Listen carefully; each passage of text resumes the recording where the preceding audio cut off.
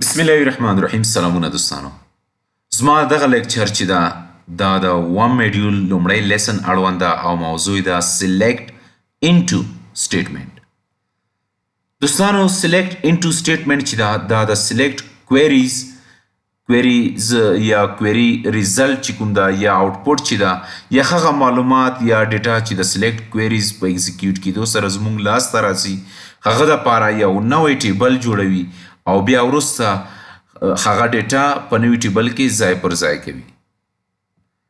دوستانو سلیکټ انټو کلاس چې دا هغه ټیبل کې ډیټا نشي اچولی کوم چې موږ سره شتون ولري یعنی مخکې نه مخکې موجود وي. دوستانو کوم ټیبل چې زموږ ته د سلیکټ انټو په مرسته لاس ته راځي هغه نوم ډیټا ټایپس یعنی کالمونو نوم چې دا ډیټا ټایپس چې دا یا نلیبلیټي چې دا هغه د پخواني ټیبل ته ورته وي هغه سره سیم وي. دوستانو که سینټیکس تاسو وګورئ نو لومړی چې دا سلیکټ کلاس دا هغه یعنی سلیکټ کیورډ د هغې څخه وروسته زموږ کالمونو نومونه لیکو د کومو څخه چې موږ غواړو ډیټا راواخلو او هغې څخه وروسته انټو نیو ټیبل. د نیو ټیبل مطلب د هغه نوی ټیبل نوم دلته موږ لیکو کوم چې موږ غواړو هغه ته نوم ورکو. هغې څخه وروسته فرام کلاس دا او اولډ ټیبل یعنی دغه ټیبل څخه دغه کالمونو ډیټا چې دا رااخلي هغه وروسته بیا په دغه ټیبل کې ځای پر ځای کوي. ډیمو دپاره ځو اس کیو ایل سرور ته.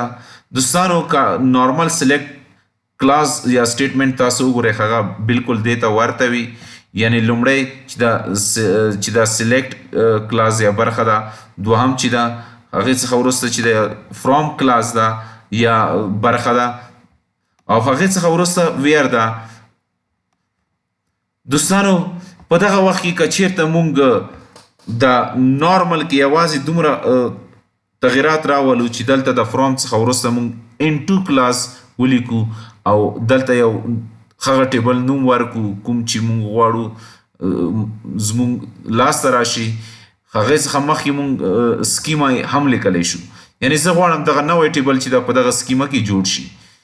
دا څه شي کوي دوستانو دغه سلیکټ کلاس چې دغه کالمونو ډیټا رااخلي د دغه ټیبل څخه د کومو آی ډي چې ام پی آی ډي 15 وي کله چې دغه ډیټا یې راواخیسته بیا دغه انټو کلاس ته پاس کیږي او دغه انټو کلاس چې دا بیا هغې دپاره دغه ټیبل جوړوي.